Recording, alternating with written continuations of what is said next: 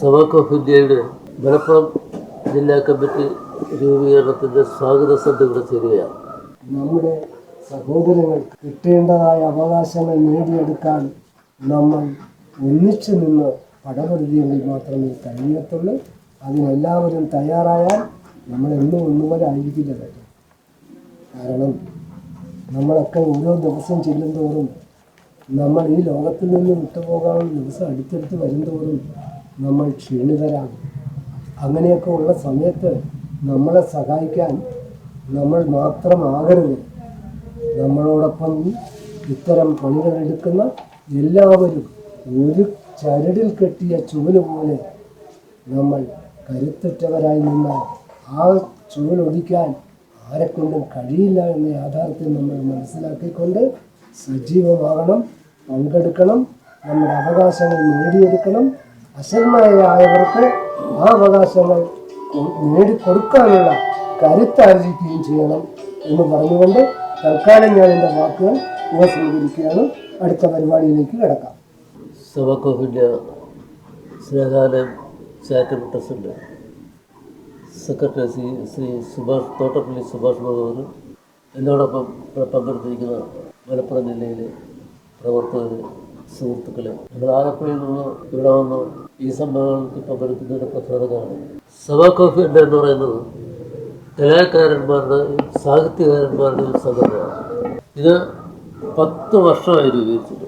ഈ 10 വർഷത്തിനകം നമ്മൾ കുറേ അധികം കാര്യങ്ങൾ കലാകാരന്മാർക്കും സാഹിത്യകാരന്മാർക്കും അതുപോലെ തന്നെ നിരവധി അവസാനിപ്പിക്കുന്ന കലാകാരന്മാർക്കും ഉള്ള സഹായങ്ങൾ എത്തിക്കുവാനും ഗവൺമെൻറ്റിൽ നിന്നും അവകാശങ്ങൾ നേടിയെടുക്കാനും വേണ്ടി നിരവധി സമര വീര പോരാട്ടങ്ങൾ നടത്തിയിട്ടുണ്ട്. നിരവധി മെമ്മോറാണ്ടങ്ങൾ മന്ത്രിസഭയ്ക്ക് നൽകിയിട്ടുണ്ട്. മന്ത്രിമാരെ നേരിൽ കാണുകയും കലാകാരന്മാരുടെ ആവശ്യം ഉന്നയിക്കുകയും ചെയ്തിട്ടുണ്ട്. ഇവിടെ മാത്രമല്ല, കേന്ദ്ര ഗവൺമെൻറ്റിൽ പ്രധാനമന്ത്രിക്കും അതുപോലെ തന്നെ വിദ്യാഭ്യാസ വകുപ്പ് മന്ത്രിക്കും ഫൈനാൻസ് മന്ത്രിക്കും കലാകാരന്മാരെ സഹായിക്കുന്നതിന് ആവശ്യപ്പെട്ടുള്ള 10 കാര്യങ്ങൾ ഉന്നയിച്ചുകൊണ്ട് നമ്മൾ മെമ്മോറാണ്ടം അയച്ചിട്ടുണ്ട്. അതിന് മറുപടി എന്നോണം പ്രധാനമന്ത്രി മറുപടി മാത്രമാണ് കിട്ടിയത്. അദ്ദേഹം മറുപടി പറഞ്ഞത് കലാകാരന്മാരെ ഞങ്ങൾ പരിഹരിക്കുന്നുണ്ട് എന്നാണ്. പക്ഷെ പിന്നീട് യാതൊരു വിവരവും നമുക്ക് കിട്ടിയില്ല. യഥാർത്ഥത്തിൽ കഴിഞ്ഞ പ്രളയം മുതൽ കോവിഡ് കാലം മുഴുവൻ കേരളത്തിലെ കലാകാരന്മാർ പൂർണ്ണമായും പട്ടിണിയിലാണ്. ഇവർക്ക് ജീവിക്കാനുള്ള യാതൊരു മാർഗമില്ല.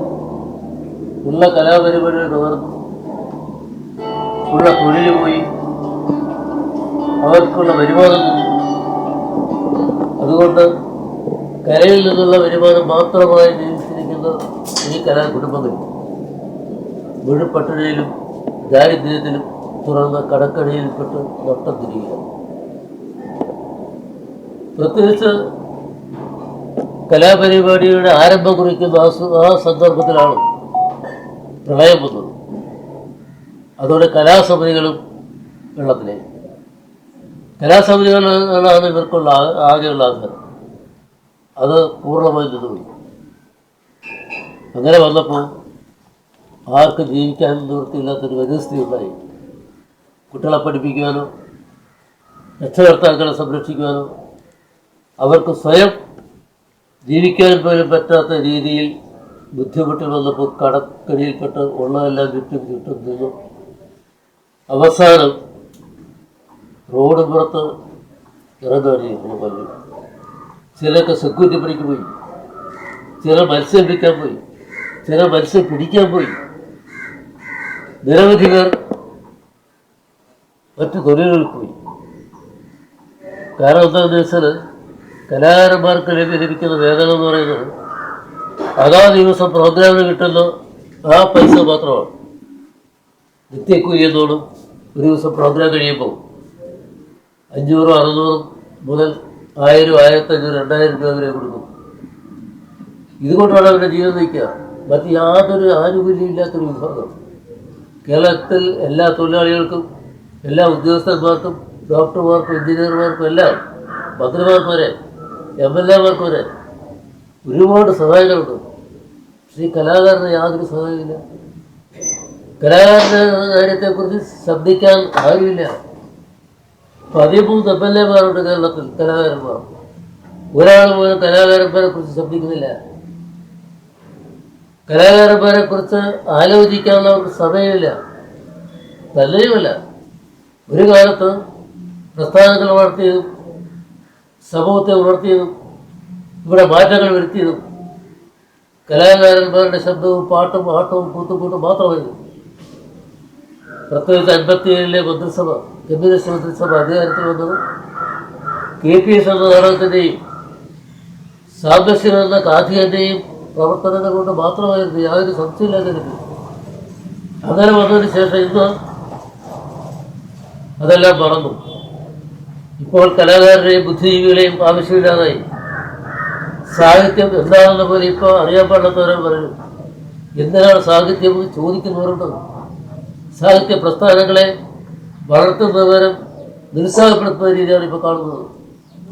എന്ന് പറഞ്ഞാൽ അതാത് പാർട്ടികൾക്ക് വേണ്ടി ആര് ഭരിച്ചാലും അതാത് പാർട്ടികൾക്ക് വേണ്ടി കൊടിയുയർത്തുന്നവരോ അല്ലെങ്കിൽ പോസ്റ്റർ എഴുതുന്നവരോ അല്ലെങ്കിൽ സമരം ചെയ്യുന്നവരോ തല്ലിപ്പൊളിക്കുന്നു, കെട്ടിടത്തെ തല്ലിപ്പൊളിക്കുന്നവർക്ക് മാത്രമാണ് ഇന്ന് എന്തെങ്കിലും ആദായം സഹായം കിട്ടുക. കലാകാരനൊന്നും ചെയ്യാൻ പറ്റില്ല. കലാകാരൻ എന്ന് പറയുന്നത് ശാന്തനാണ്, അവർ സമാധാനശീലനാണ്, അവർ വിജ്ഞാനം പകരുന്നവരാണ്. അവരെ സംബന്ധിച്ച് വഴക്കിലും വയ്യാവലിക്കും പോകാനും പൊതുമുതൽ നശിപ്പിക്കാനും അവരാവില്ല, അവരത് ചെയ്യില്ല. അവരാകെ ഉള്ളത് ശാന്തതയുടെ നിഴലാണ്. ആ ശാന്തതയുടെ നിഴലിൽ നിന്ന് സമരം ചെയ്യുമ്പോൾ അത് കണ്ണിൽ നിന്ന് അടിക്കുന്ന ഒരു വിഭാഗം എല്ലാ രാഷ്ട്രീയ പാർട്ടികളും എല്ലാ സമൂഹത്തിലും നിന്ന് നമ്മൾ കേരളത്തിൽ കാണുന്നു. ഞങ്ങളും കണ്ടുവരിക. ഇതിനൊരു മാറ്റം വരുത്തണം. ഇതിന് മാറ്റം വരുത്തണമെങ്കിൽ കലാകാരൻ ഉണർന്ന് ചിന്തിക്കണം, കലാകാരൻ ഉണർന്ന് പ്രവർത്തിക്കണം, കലാകാരൻ ഉണർന്ന് സംഘടിക്കണം. സംഘടന നമുക്ക് ആവശ്യമാണ് എന്നുള്ള ബോധ്യപ്പെടണം. കരയുന്ന കുഞ്ഞിനെ പാലുള്ളൂ എന്ന് പറയുന്നത് പോലെ കലാകാരൻ ശബ്ദിച്ചതിനെ കലാകാരൻ്റെ വീട്ടിൽ തന്നെ അടുപ്പിൽ കഞ്ഞി പോകും, യാതൊരു തർക്കമില്ല. അപ്പം അതിനുള്ളൊരു അവസരം ആണ് നമുക്ക് നോക്കുന്നത്. സഭാക് ഓഫ് ഇന്ത്യ കേരളത്തിലെ കലാകാരന്മാരുടെ സംഘടനയാണ്, സാഹിത്യകാരന്മാരുടെ സംഘടനയാണ്. ഇന്ന് 10 ജില്ലകളിൽ കമ്മിറ്റിയുണ്ട്. നമ്മളുടെ 3ാം സംസ്ഥാന സമ്മേളനമാണ് അടുത്ത് വരിക. അതിന് മുൻപായി ജില്ലാ കമ്മിറ്റികൾ നടക്കണം, താലൂക്ക് കമ്മിറ്റികൾ നടക്കണം, പ്രാദേശിക കമ്മിറ്റികൾ നടക്കണം. ഇതിൻ്റെ എല്ലാ സമ്മേളനങ്ങൾ ഇപ്പോൾ നടന്നുകൊണ്ടിരിക്കുകയാണ്. താലൂക്ക് കമ്മിറ്റികൾ പലയിടത്തും കഴിഞ്ഞു. ജില്ലാ സമ്മേളനങ്ങൾ ആലപ്പുഴയിൽ തുടക്കം കുറിച്ചു. ഇനി മറ്റ് ജില്ലകളിൽ ജില്ലാ സമ്മേളനം നടത്തേണ്ടതുണ്ട്. മലപ്പുറം ജില്ലയിൽ നല്ലൊരു വിഭാഗം കലാകാരന്മാർ മലപ്പുറം ജില്ലയിലുണ്ട്. അവിടെയും ഈ സമ്മേളനം നടക്കണം. അതിനുവേണ്ടിയുള്ള ഒരു ആലോചന യോഗമാണ് ഇവിടെ കൂടുന്നത്. കേരളത്തിൽ കലാകാരന്മാർക്ക് വേണ്ടി ക്ഷേമനിധി വന്നു. ഈ ക്ഷേമനിധി വന്നിട്ട് 16 വർഷമായി, 17 വർഷമായി. ഇതുവരെ ക്ഷേമനിധി ചേർന്നത് വളരെ തുച്ഛ ആൾക്കാരാണ്.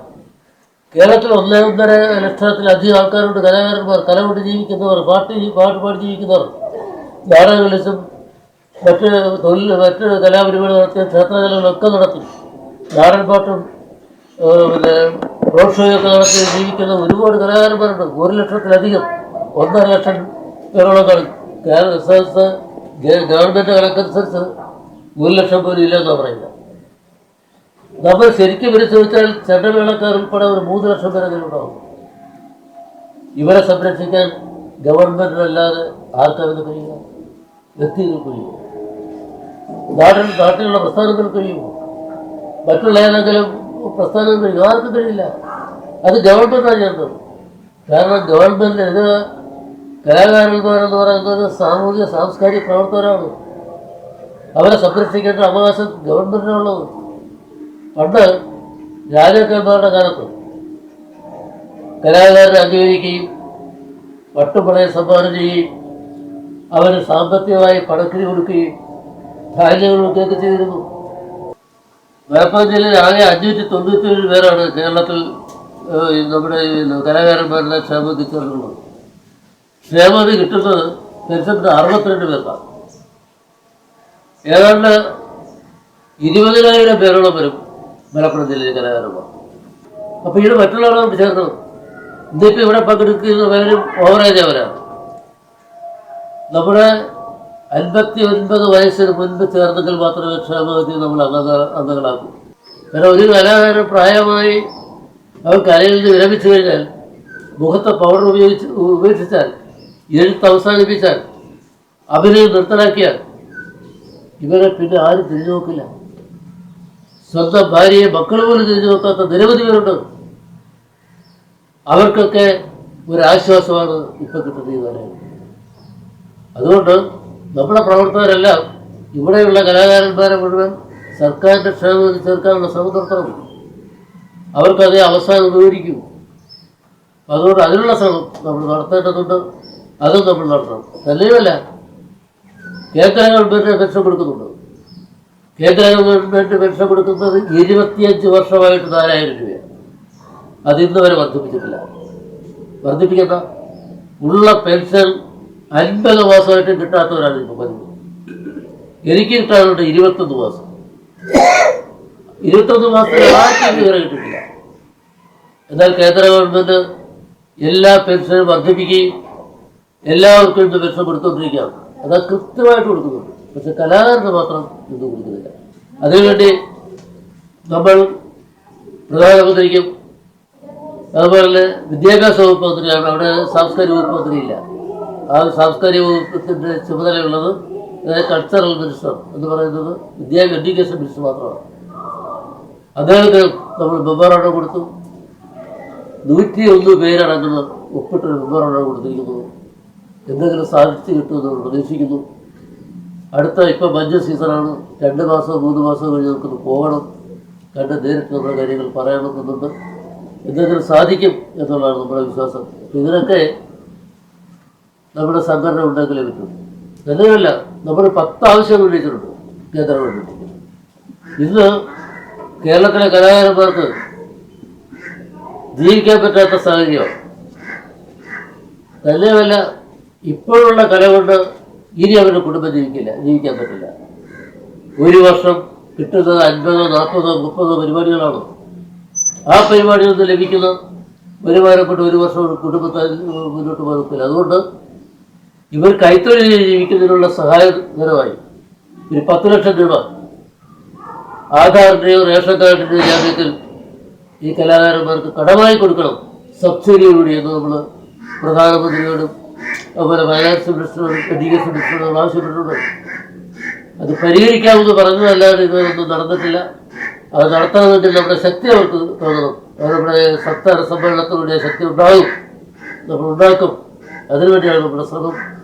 ഈ കാര്യങ്ങളൊക്കെയാണ് എനിക്ക് ഈ മലപ്പുറം കമ്മിറ്റിയോട് വിശദീകരിക്കാനുള്ളത്.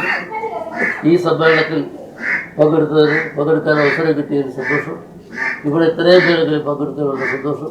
നിങ്ങളിവിടെ ഈ ഇരിക്കുന്ന ആൾക്കാർ, ഇവിടെ ഇരിക്കുന്നതിന് മാത്രമല്ല ഈ വാട്സപ്പ് ഗ്രൂപ്പിലുള്ളവരെല്ലാം ഇത് കേൾക്കുക. ഞാൻ ചിലരെയൊക്കെ കേട്ടു, ഞാനൊരു പ്രാവശ്യം സംസാരിച്ചു.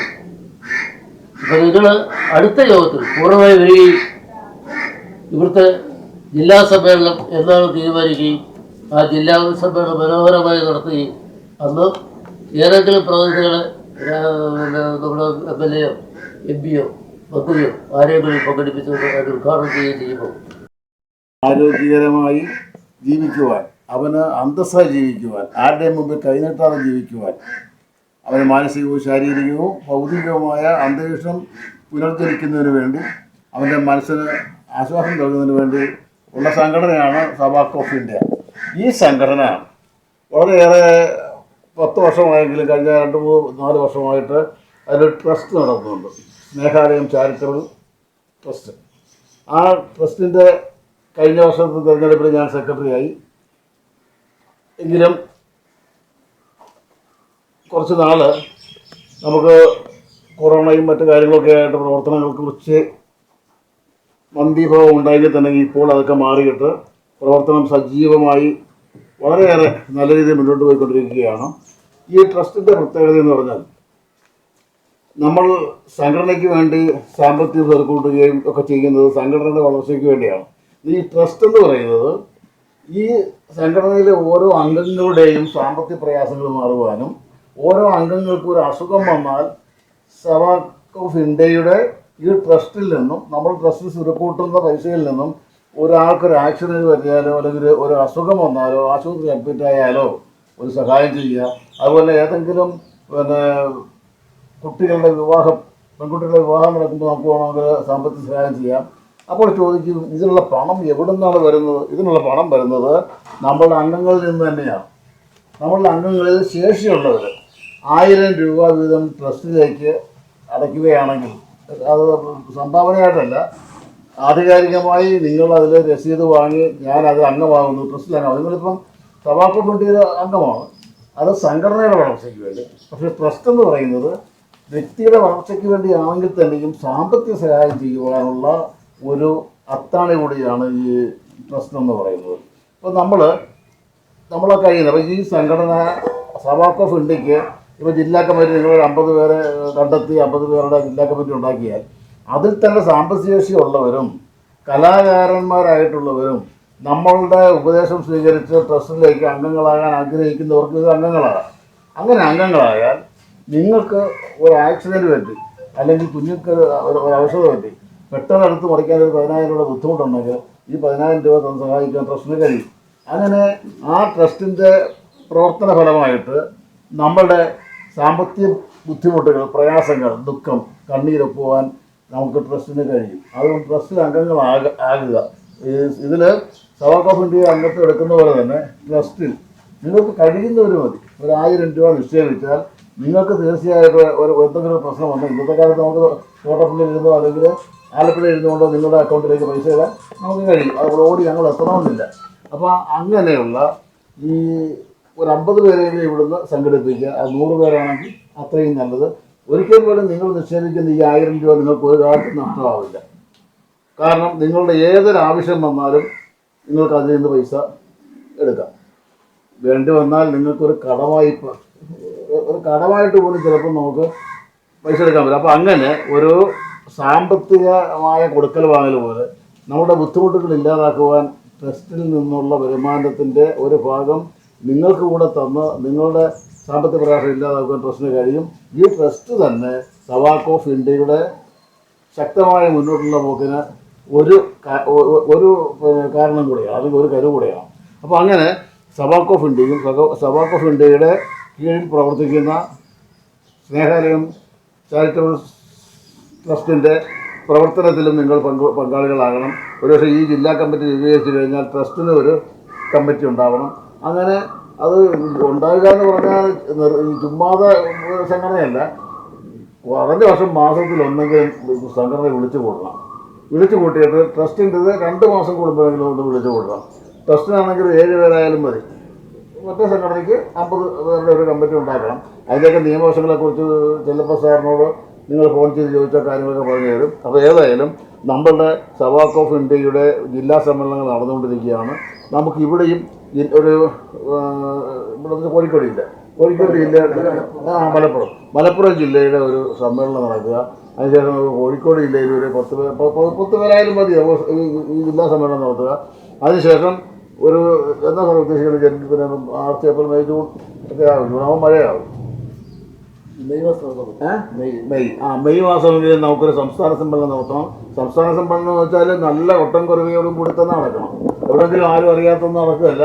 ആ പ്രകടനം പോലും നമ്മുടെ സംഘടനയുടെ ശക്തി വിളിച്ചറിയിക്കണം. അത്തരത്തിലുള്ള നല്ല കലാപരിപാടികളോടുകൂടി, റോഡ് ഷോയോടുകൂടി ഗംഭീര വിജയമൊക്കെ നടത്തുവാൻ നമുക്ക് കഴിയണം.